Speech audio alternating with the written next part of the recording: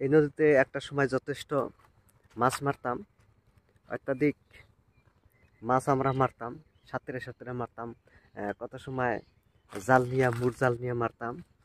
সেই নদীর পারে আমরা আসলাম। এদিকে দেখেন জাকির কিন্তু লাহে লাহে যায় আছে।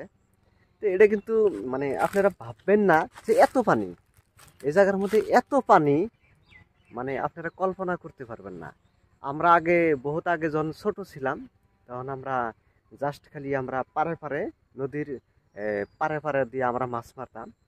তখন আমরা ময় মুরব্বীর মুখে থেকে শুনতাম যে এই কৈত্যা নদী, এই নদীতে মানে এত পানি আসছিল, মোটামুটি ধরেন মাছ নদীতে মোটামুটি ৮০-৯০ হাত, ৮০-৯০ হাত যদি বাঁশ বাইন্দা জড়ো মানে জোড়া দিয়া যদি দেওয়া গেছে, কিন্তু তাও বলে ঠাই দাঁড়াইকা।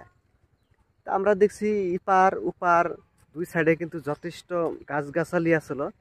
তখন আমরা দেখছি এই জায়গার মধ্যে অটোমেটিক ভাঙ্গা ভাঙ্গা ভাঙ্গা ভাঙ্গা পড়ছে।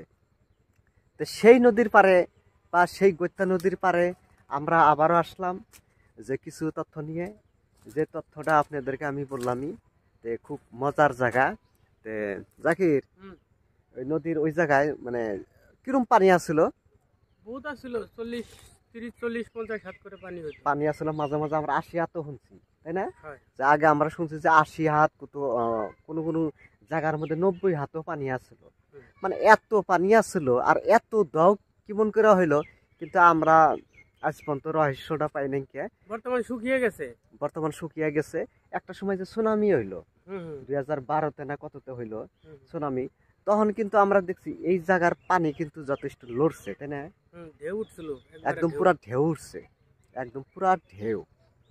কিন্তু তখন আমার আইডিয়া হয়েছে এটা বোধহয় আমার নিয়ার বাংলাদেশের নদী আছে, যেরকম ধরেন কি আছে যমুনা নদী, সাইডে গঙ্গা নদী আছে, নদীর সাথে কিবা লিঙ্ক টিং থাকা পারে আর কি।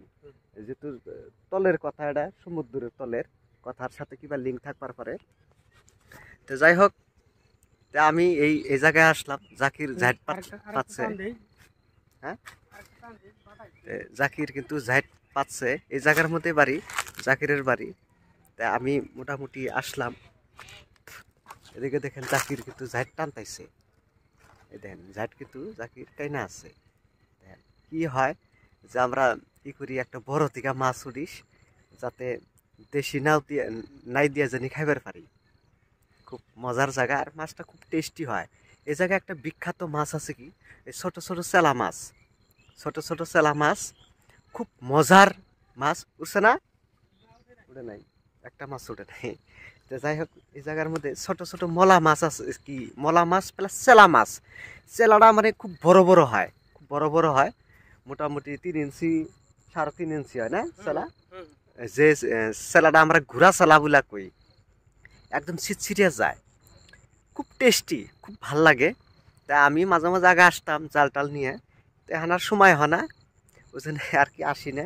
সুদ বসিতে মাছ ধরে এখন না, সাদুলা বাড়ি যে কি বা আসছিল যে নাম, যে কি নাম, নজর, নজর মামার ছোট ভাইটা যেটা, আচ্ছা আচ্ছা, একদম বহুত বড় মাছ ধরছিল, 8-10 কেজি হইতো, কিন্তু অল্প থেকে উঠাইবার পারে। 4-5 জায়গা ছিল, ছুটা যাওয়া বস্তু বহুত আফসোস করছে। হ্যাঁ, ছুটা যাওয়া বস্তু করে সাধারণত বড়ই হয় না না, অরিজিনালি না, এটা মানুষের জীবনে ছুটা যাওয়া বহুত আছে, বস্তু আছে।